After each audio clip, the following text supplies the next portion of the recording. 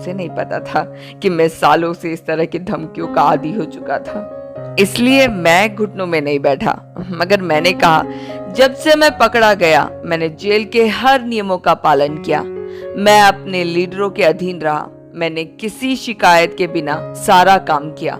मैंने अपने सह कैदियों की मदद भी की। मैं 2 बार सर्वश्रेष्ठ कैदी के रूप में चुना भी गया।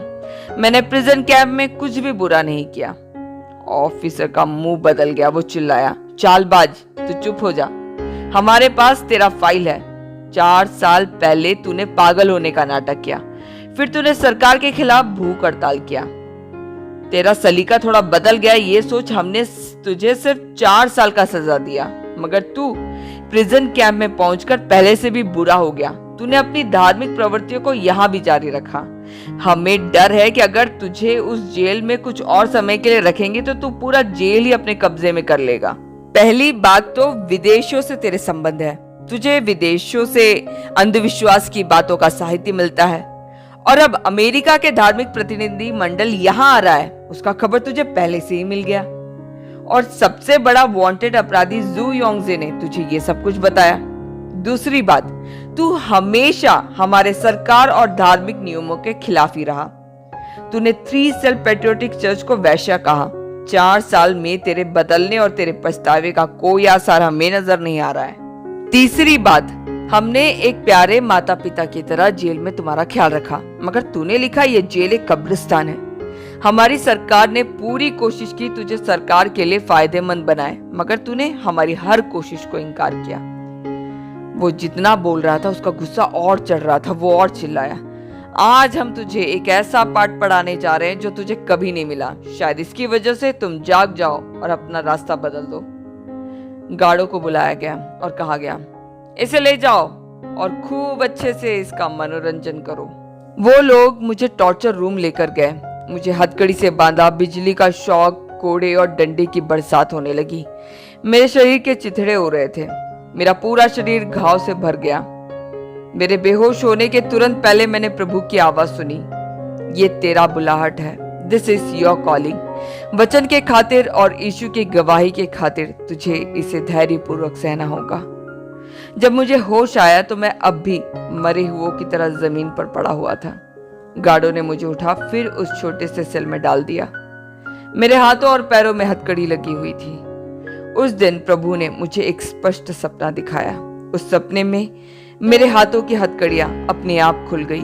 मैं आजाद था। सपने में मैं स्टडी बाइबल पढ़ रहा था। मैं कुछ लोगों को जो जेल में मेरे साथ थे उनको प्रोत्साहित कर रहा था। कैथलिक फादर यूं खुशी खुशी मेरे पास आए और बोले, यीशु ने सब पर विजय प्राप्त की, यीशु ने सब पर विजय प्राप्त की। मैंने उनसे कहा कि जब मैं इस छोटे से सेल में लाया गया तब मैंने यही दुआ मांगी कि मुझे एक बाइबल चाहिए। मेरे सपने में हम दोनों स्वर्ग के परमेश्वर को धन्यवाद देने लगे। जब मैं सपने से बाहर आया तो पाया कि हथकड़ी अभी भी मेरे हाथों में है, मगर पवित्र आत्मा ने मुझसे कहा, अपने हाथों को ढीला छोड़। और जैसे ही मैंने ऐसा किया, हथकड़ी खुल गई। जो भी मैंने सपने में देखा उसे रख परमेश्वर से दुआ मांगने लगा। मैंने कहा, प्रभु यीशु, मैं आपसे प्यार करता हूँ, कृपया मुझे एक बाइबल दे दीजिए। अगले ही दिन करीबन सुबह के 8 बजे एक असाधारण घटना घटी। जेल का डायरेक्टर गेट खोल मेरे पास आया। उसने मेरा नाम बुलाया और बोला, यून, हालांकि तुमने बहुत जुर्म किए हैं, मगर फिर भी हम तुम्हारे विश्वास का मान रखते हैं। कल हम लोगों ने मीटिंग किया और ये फैसला लिया कि तुम्हें तुम्हारा बाइबल दिया जाए। आओ और अपना बाइबल ले लो। जल्दी से मैंने अपनी हथकड़ी को मेरे हाथों में पहन लिया और उनसे अपना बाइबल ले आया। मैंने डायरेक्टर को धन्यवाद भी दिया। उसने कहा, यून, अच्छे से बाइबल पढ़ो और अपने जुर्म को लेकर पछताओ और एक उपयोगी मनुष्य बनो। वो दरवाजा बंद कर चले गए। परमेश्वर के इस गिफ्ट के लिए मैं घुटनों में बैठकर रोने लगा। मुझे यकीन ही नहीं हो रहा था कि मेरा सपना पूरा हो गया।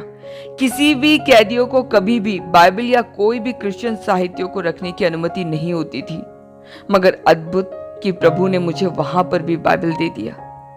इस घटना के द्वारा मैंने एक बात सीखा कि चाहे लोग मेरे विरुद्ध शैतानी योजना बनाए, मगर प्रभु मुझे नहीं भूला। मेरी जिंदगी उनके हाथों में है। ऐसा कोई सरकार नहीं है, ऐसा कोई इंसानी ताकत नहीं जो सर्वशक्तिमान परमेश्वर को उसकी इच्छा पूरी करने से रोक पाए। मुझे याद आया जब मैं 16 साल का था तो कैसे अद्भुत तरह से प्रभु ने मेरा पहला बाइबल मुझे दिया, और अब मैं 30 साल का हूं इस छोटे से सेल में अकेला बाइबल के साथ। प्रभु की शक्ति, उसका प्रावधान कभी कम नहीं हुआ। मैंने कपकपाते हाथों से बाइबल का आखिरी पेज खोला। प्रकाशित 22 का 20 और 21वां वचन जो इन बातों की गवाही देता है वह यह कहता है, हाँ मैं शीघ्र आने वाला हूं। आमीन। हे प्रभु यीशु, प्रभु यीशु का अनुग्रह पवित्र लोगों के साथ रहे। आमीन। अगले 3 महीने मैं अकेला उसी छोटे से सेल में था। खिड़की से बस हल्की सी रोशनी अंदर आती थी, मगर वो मेरे बाइबल पढ़ने के लिए काफी था। मैंने 10 दिन में पूरा बाइबल पढ़ लिया। मैंने इस समय को इब्रानियों से प्रकाशित वाक्य के 55 अध्यायों को याद करने और रटने के लिए इस्तेमाल किया। प्रभु ने मुझे उन वचनों को गहराई से समझने में मदद की, जिस वजह से मैं उनसे और ज्यादा प्यार करने लगा। जीसस के साथ ये मेरे लिए बहुमूल्य समय था। मेरे 4 साल की सजा खत्म होने के एक दिन पहले मैंने एक खूबसूरत सपना देखा।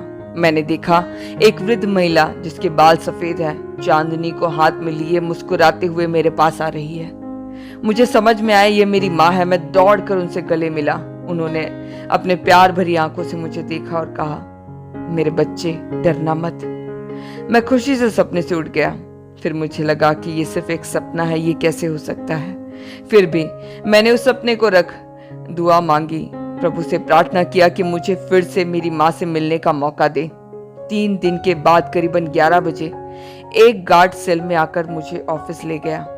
जैसे ही मैं कमरे के अंदर घुसा, मेरी माँ दौड़कर मुझसे गले लग रोने लगी। वो मेरे पेंसिल के समान पतले शरीर, हथकड़ियां और सूर्य के प्रकाश की कमी के कारण पीली चमड़ी को देख अपने आप को रोक नहीं पा रही थी। मैंने कहा, माँ धैर्य रखो, ये सब यीशु के लिए है। माँ ने मुझे चुप कराते हुए कहा, तुम्हारी माँ को पता है बेटा, तेरी पत्नी और तेरा परिवार रात दिन तेरे घर आने का इंतजार कर रहा है। मेरा बच्चा, माँ की बात को याद रखना, हमेशा परमेश्वर की आवाज को सुन, उसका अनुसरण करना, डरना मत। माँ ने मेरे हाथों को प्यार से छुआ। हथकड़ी में बंधे देख उसका दिल टूट रहा था। गार्ड जो हमें देख रहा था बोला, जल्दी करो, जल्दी बात करो, तुम्हें कोई भी विजिटर से मिलने की अनुमति नहीं है, मगर मैं जानता हूं कि तुम्हारी माँ बहुत दूर से तुमसे मिलने आई है। जल्दी खत्म करो, नहीं तो हम पकड़े जाएंगे। मेरी माँ ने कहा, बेटा मैं यहाँ 3 दिन से तुम्हें ढूंढ रही हूँ, किसी को नहीं पता कि तुम कहाँ हो, मगर पिछली रात को मेरे सपने में परमेश्वर के दूत ने कहा कि तुम डरो मत, तुम अपने बेटे से जरूर मिलोगी। आज सुबह इस गार्ड ने मुझे जेल के गेट के सामने खड़ा देखा। वो एक विश्वासी है, उसे पता था कि मैं तुम्हें ढूंढ रही हूँ। उसने कहा, तुम्हारा बेटा एक छोटे से सेल के अंदर बंद है। आज इस दयालु व्यक्ति ने हमें मिलाया। मेरी माँ गार्ड की तरफ पलटी और बोली, परमेश्वर तुम्हें तुम्हारे कार्य के लिए जरूर आशीष देगा। मैंने गार्ड से पूछा कि क्या मैं अपनी पत्नी और बेटे के लिए खत लिख लूं? उसने मुझे एक पेपर और पेन दिया। मेरे दाहिने हाथ की हथकड़ी को भी खोल दिया। मेरे हाथ कांप रहे थे। मैंने उन्हें प्रभु के साथ विश्वसनीय रहने के लिए प्रोत्साहित किया। मैंने अपने सेल में वापस जाते समय माँ के उन प्यारी आंखों में पलट कर देखा। उन्होंने हाथ हिला, मुझसे अलविदा लिया। ब्रदर जू को पता चल गया था कि हमारे खत अधिकारियों के हाथ लग चुके हैं, मगर फिर भी वो बिली ग्राम से मिलने का उपाय ढूंढ रहे थे। वो अपनी जिंदगी को दांव पर लगाकर चाइना की सच्चाई बिली ग्राम तक पहुंचाना चाहते थे। जू को इस बात की चिंता थी कि चाइना के चर्च के रूप में 3 सेल पैट्रियोटिक मूवमेंट को ही सामने रखा जाएगा, ना कि हाउस चर्चेस को। अमेरिका के प्रीचर का 17 अप्रैल 1988 को 3 सेल चर्च के लीडरों से मीटिंग था। अपने एक दोस्त के सहारे ब्रदर जू ने भी ग्राहम से उसी दिन मिलने का मीटिंग फिक्स किया। वो मीटिंग कभी नहीं हो पाया। 16 अप्रैल को ब्रदर जू पकड़े गए। ब्रदर जू को 3 साल की सजा सुनाई गई। 1991 में वो रिहा हुए। मेरे 4 साल की सजा खत्म होने से पहले ही मैं बहुत बड़ी मुसीबत में गिर गया और अब अपने आप को इस छोटे से सेल के अंदर पाता हूँ। मुझे लगा शायद मुझे अब आजीवन कारावास मिलने वाला है। एक दिन सुबह एक गार्ड मुझे ओपन इंट्रोगेशन सेशन में, जो कि पूरा दिन चलना था, उसके लिए लेने आया। उसी समय मैं अपनी प्रार्थना और आराधना को खत्म ही किया था। जब गार्ड ने मेरे चेहरे में खुशी देखी तो वो बोला, रात को तुमने क्या सपना देखा जो इतने खुश दिख रहे हो? मैं गाना गाने लगा। गार्ड ने मुझे टोक कर कहा, ज्यादा खुश मत हो, आज तुम अपने सबसे कठिन समय से गुजरने वाले हो। आज का दिन खत्म होने पर तुम ऐसे गाना नहीं गा रहे होंगे। उसने मेरी हथकड़ियों को जांच मुझे इंट्रोगेशन रूम की ओर धक्का दिया। वहां पर पहले से ही 8 अधिकारी लोग बैठ मेरा इंतजार कर रहे थे। एक टेबल में टॉर्चर करने के अलग अलग साधन थे। परमेश्वर ने पहले से ही मेरे अंदर से डर को हटा दिया था, इसलिए बिना किसी मनोव्यथा के मैं उन उपकरणों को ध्यान से देख रहा था। फिर मैं कुर्सी पर बैठ गया। जज ने कहा, यह तेरा आखिरी अवसर है यून। अगर तुमने हमारा सहयोग नहीं किया और अपने गुनाहों को स्वीकार नहीं किया तो याद रखना, मेरे पास तुम्हें अगले 15 से 20 साल तक सजा देने का अधिकार है। मैंने उनकी तरफ देखा मगर कुछ नहीं कहा। फिर पीएसबी के डिप्टी लीडर ने कहा, यून, तुम्हारे फाइल के हिसाब से अपराधी जू योंगजे से तुम्हारे अच्छे संबंध हैं। तुम विदेशियों के साथ मिल हमारे सरकार के खिलाफ योजनाएं बनाते हो। अगर तुम चाहो तो इतना सबूत काफी है तुम्हें मौत की सजा सुनाने के लिए, मगर हम तुमसे चाहते हैं कि तुम अपने गुनाहों को कबूल करो। जू का प्रमुख लीडर कौन है, हमें बताओ। अगर तुम ये हमें बताओगे तो हम तुम्हें थोड़ा ढील देंगे, नहीं तो तुम पछताओगे। अचानक मेरे अंदर गुस्सा भर गया। मैं खड़ा हो अपने बंधे हुए हाथों को उठाकर ऊंची आवाज में बोला, अब और ज्यादा बोलने की जरूरत नहीं, मैं मौत की सजा के लिए तैयार हूँ। मैं तुम्हारी बातों का कोई जवाब नहीं दूंगा, तुम्हें जो करना है कर लो। और फिर मैं बैठ गया। मैंने अपनी दिल की गहराई से कहा, प्रभु यीशु, अगर ये लोग मुझे मार भी डालेंगे तो भी मैं आपसे प्यार करता रहूंगा। उस कमरे में बैठे सभी अचंभे में पड़ गए। एक बड़े जज ने कहा, ठीक है यून, हम जानते हैं कि तुम एक सच्चे क्रिश्चियन हो, मगर हमारी सरकार तुम्हारी मदद करना चाहती है। हम तुम्हें मारना नहीं चाहते, इसलिए ज्यादा उत्तेजित मत हो। हमारे सवालों को सुनो और आज अपने सेल में वापस चले जाओ। जब हम तुम्हें बाद में बुलाएंगे तब हमें जवाब दे देना। मैं वापस अपने सेल पहुंच गाना गाने लगा। कुछ दिन बाद लगभग 9 बजे चीफ वार्डन मेरे पास आया। मैं आश्चर्यचकित था जब उसने कहा कि यून, तुम्हारी चीजों को बांध लो, तुम्हें इस सेल को छोड़कर जाना होगा। मैंने पूछा क्यों? उसने कहा, हम तुम्हें वापस तुम्हारे जगह भेज रहे हैं, तुम्हारा अगला विचारण वहां होगा। मुझे पुलिस कार में डाल नन्यांग वापस ले आया गया। मेरा कंबल, मेरे कपड़े, मेरा बाइबल, जो इस दुनिया में मेरी पूंजी था, मेरे साथ आया। दोपहर हो चुका था। नन्यांग पहुंचते पहुंचते 4 साल हो गए थे मुझे अपने होम टाउन को देखे। सीधे जेल में ले जाने के बदले वो मुझे एक बड़े यार्ड में लेकर आए। गार्ड ने मेरी हथकड़ी खोली और मुझे हाथ और मुंह धोने की अनुमति दी। फिर एक शानदार बैठक कक्ष में मुझे लेकर आए। दर्जनों लोग पहले से वहां मेरा इंतजार कर रहे थे। पीएसबी के चीफ, रिलीजियस अफेयर ब्यूरो के डायरेक्टर, लोकल कम्युनिस्ट पार्टी के रिप्रेजेंटेटिव और कुछ 3 सेल्फ चर्च के लीडर्स भी वहां शामिल थे। पीएसबी के चीफ ने कहा, यून, हमें लगता है कि तुम्हें यह पता है कि तुम्हारा गुनाह कितना संगीन है। अब इसे बार बार तुम्हें बताने की जरूरत नहीं। हमारे न्याय के अनुसार तुम्हें और लंबा सजा दिया जाना चाहिए, मगर हमें लगता है कि तुम बहुत ही जिद्दी हो और अपना स्वभाव नहीं बदलने वाले, इसलिए हमने फैसला किया है कि तुम्हें आजाद कर दिया जाए, मगर तुम्हें रिहा होने से पहले कुछ शर्तों का पालन करना होगा। पहला, तुम्हें 2 साल तक राजनीतिक अधिकारों से दूर रखा जाता है। तुम्हारे पास राजनीतिक अपराधी होने के अपमान से बचने का कोई रास्ता नहीं है। दूसरा, 2 साल तक तुम पुलिस की निगरानी में रहोगे। तीसरा, हर महीने तुम्हें पीएसबी को उस महीने का तुम्हारे हर एक काम का रिपोर्ट देना होगा। चौथा, गांव से बाहर यात्रा करने की अनुमति तुम्हें नहीं है। तुम प्रीच करने के लिए कहीं नहीं जा सकते। अगर कोई तुम्हारे घर में तुमसे मिलने आता है तो उसकी खबर तुम पीएसबी को दोगे। अगर नहीं दिया तो तुम्हें कड़ी सजा देंगे। पांचवा, तुम्हें 3 सेल्फ को ज्वाइन करना होगा। इन 5 पॉइंट को पढ़ने के बाद उन लोगों ने मुझे उस पेपर पर दस्तखत करने के लिए कहा। मैंने बड़ी शांतता से जवाब दिया, प्यारे माननीय नेताओं, इन 5 में से एक शर्त है जिसका मैं पालन नहीं कर सकता। 5वां नंबर, मैं 3 सेल्फ चर्च ज्वाइन नहीं कर सकता क्योंकि आप ही ने कहा मुझे हर राजनीतिक अधिकारों से वंचित किया गया है, तो इस वजह से मैं उसे ज्वाइन करने के लिए अयोग्य हूँ। उनको भी लगा कि मैं जो कारण बोल रहा हूँ वो सही है। मुझे क्या जवाब देना है उनको समझ में नहीं आया, तो उन लोगों ने गंभीर रूप से कहा, यून, हमें पता है कि तुम उस कुत्ते की तरह हो जो कूड़ा ही खाता है। तुझे तेरा तरीका बदलना उतना आसान नहीं है, चाहे तुम कितना भी चालाक बन लो, मगर अगर तुमने अपने अनुयायियों को राज्य के धार्मिक नियमों के खिलाफ भड़काया तो याद रखना उसका परिणाम तुम्हें जिंदगी भर भुगतना होगा।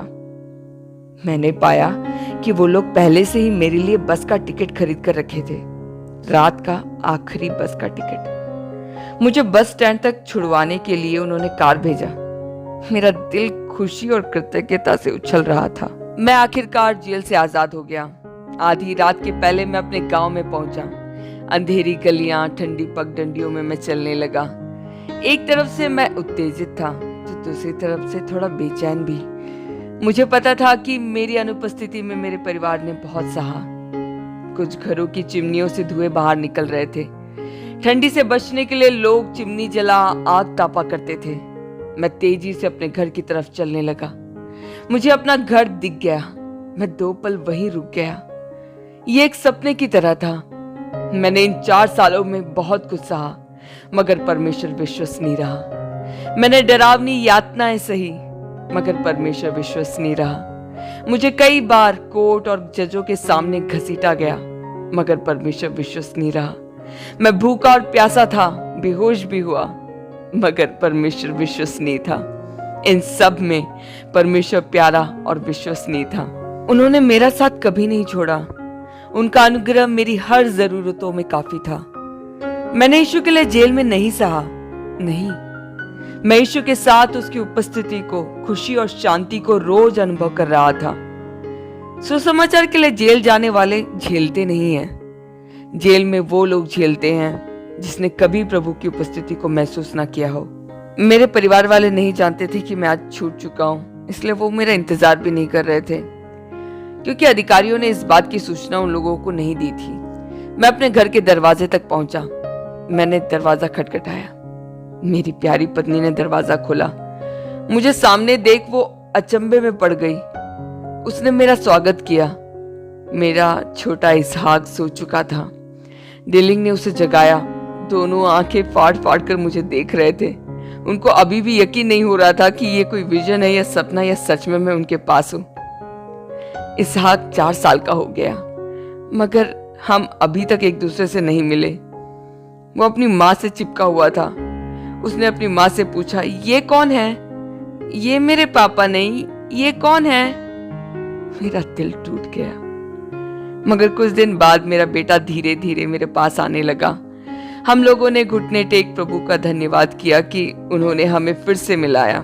डेलिंग और मैं एक दूसरे के गले लगे। पूरी रात हम साथ में रोए, साथ में हंसे।